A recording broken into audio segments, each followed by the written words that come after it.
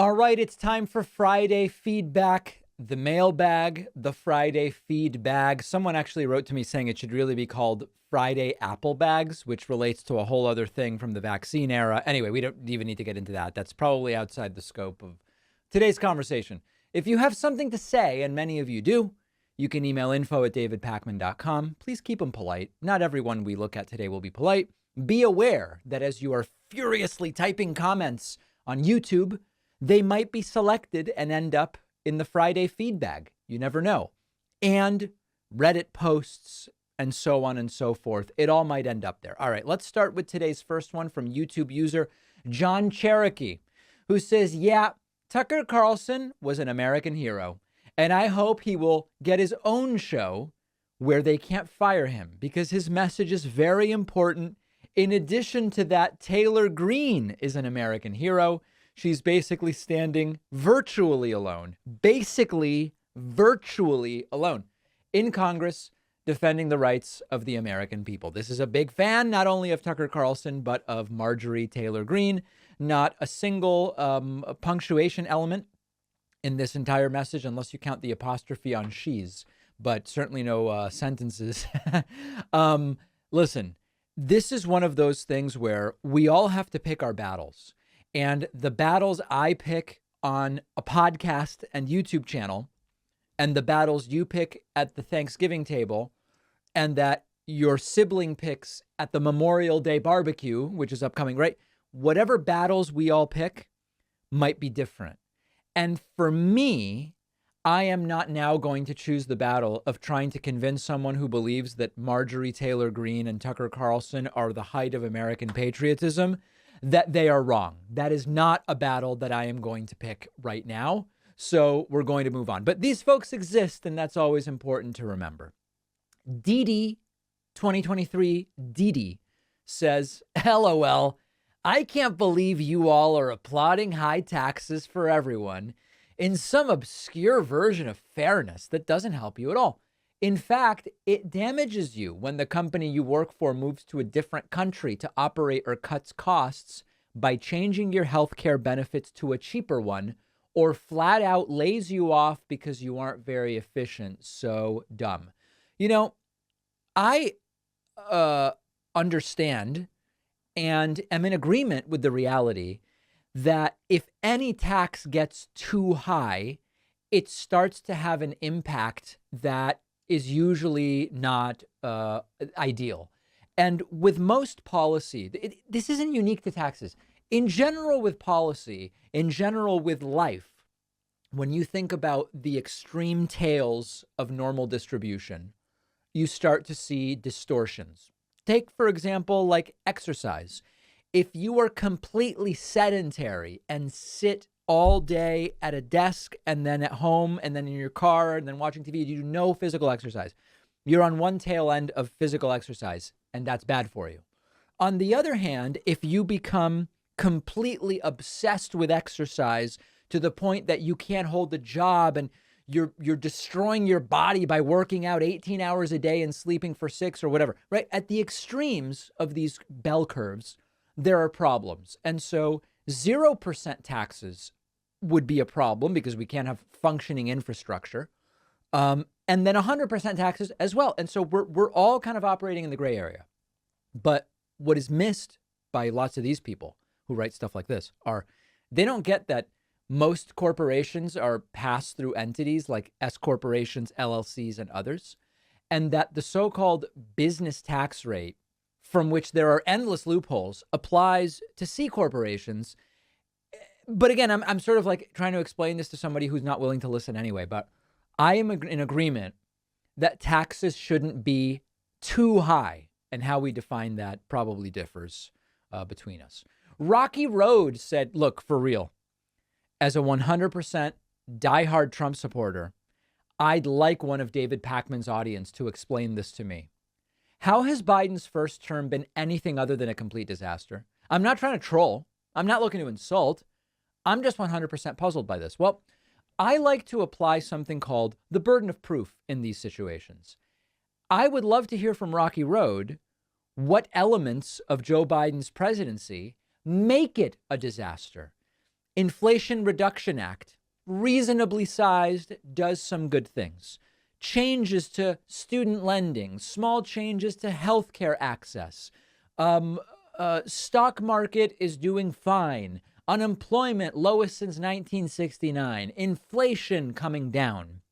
No new wars, as they always like to say. And you might say, well, but Russia invaded Ukraine. Okay, yeah, but Biden didn't start that war. Okay. You make the case. Make the case for the Biden disaster, because I look around and I see wages up 4.4% over the last year, inflation down, stocks okay, new jobs. Things seem like sort of all right. Nothing's perfect. We haven't solved a whole bunch of systemic and structural issues, but sort of like seems like things are going okay. This was a meme posted to our subreddit.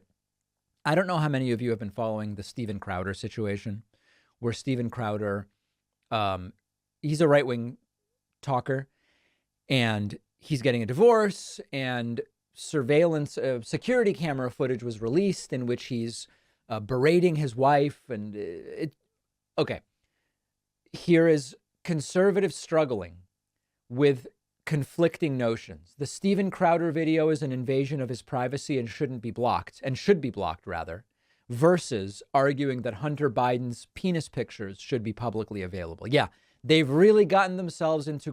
Now, of course, you know what they will say, right? Sometimes on the left, we think, we really got him now. We really got him.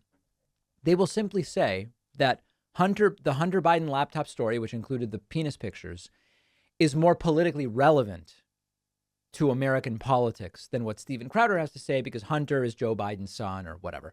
We've already debunked it in the sense that Hunter Biden has nothing to do with the Biden administration. And Steven Crowder also has nothing to do with the Biden administration. So, a little something for everyone there. Descartes walks into a pub, says, who could have predicted stripping away rights and banning books would drive away voters? Yeah, this is tongue in cheek, but it really didn't seem that Florida Republicans and other Republicans understood that the anti-woke crusade that they are waging isn't super popular with much of America.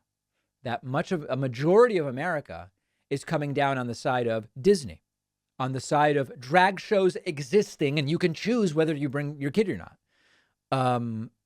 Dealing with structural problems that affect trans people. Most of the country is on the so-called woke side. And so, as I've said before, a lot of these are good ways to raise some money in primaries, in local races. But as far as national campaigns, it's not at all evident to me that this anti-woke approach, book banning, canceling, all this stuff the right is doing, is going to work well. But we will see. We have an election coming up. From YouTube, 23 Mistakes says perhaps telling half the voters that they no longer make decisions about their own bodies has something to do with falling poll numbers. Same idea. You look at abortion, you look at polling on Roe v. Wade, and you see that since the Roe v. Wade era started 50 years ago, support for abortion being legal in most cases has only gone up. And it reached its highest point right around the time that the Supreme Court did away with Roe v. Wade. And it did play a role in the November of 2022 midterms. Maybe not as big a role as it would have played if it had been closer in time to the election. It was, some months. But you look at the polling and you look at opinion surveys about what Americans want, and you see most Americans do believe abortion should be legal most of the time. So then why would you have an entire political movement, social conservatism, based around ending and banning abortion? Doesn't seem to make sense. We will see if they suffer even more as a result of that in 2024. And of course, I hope that they do. Consequences for actions. It's a beautiful thing. Lastly, Pam Hall says, very disappointed in Pakman, who had endorsed Williamson on another of his podcasts. Why he is throwing her under the bus now over a gaffe is the real question. Please, please, please. Criticize me for things I said. I never endorsed Marianne Williamson. My position on Marianne Williamson has not changed since I learned about her, since I became woke to Marianne Williamson. Very nice person, has great empathy, and shares many of my broader ideals. And is not interesting to me as a presidential candidate for many reasons that I've gone over, including lack of relevant experience in a number of different areas, previous statements that I find completely antithetical to my worldview about everything from depression to other things. I don't know. The problem is I simplify to try to make it impossible to be misunderstood. But then I don't provide enough context, so that causes a problem. And then when I go nuance, expand, nuance, context, people don't listen to the whole thing. And then they go, you endorsed her on another podcast. What are you talking about? What on earth are you talking about? Endorsed in what sense? What does that even mean? So listen, Marianne Williamson should run. She is running. It's not up to me. Anybody who wants to run should run. I would prefer the DNC have debates. They're not going to. It has nothing to do with me. The DNC is not going to have debates because why would you do something that could jeopardize the campaign of whoever is sort of like the de facto nominee? Doesn't matter who it is. They're not going to have debates. I would like to see debates. And you would just have to figure out what polling threshold would be required to make it into the Democratic debate. Would it be 4%, 6%, 8% in the polling? I don't know. But you'd have to find some threshold. And I would love to see a debate with Joe Biden, Marianne Williamson, Bobby Kennedy Jr., to the extent that he's a Democrat and he's running and has polling support, which he does in some polls. Put him on a stage. That's great. I think it's fantastic. Am I supporting Marianne Williamson for president? No, I'm not. But that doesn't mean I don't think she should run or that she should be silenced or whatever the case may be. Criticize me if you disagree with what I actually believe, not random musings that are about things I've never said. info@davidpakman.com. You might be featured in next week's Friday feedback Friday, etc. We've got a great bonus show for you today. Sign up at joinpakman.com. We will see you then, or Monday.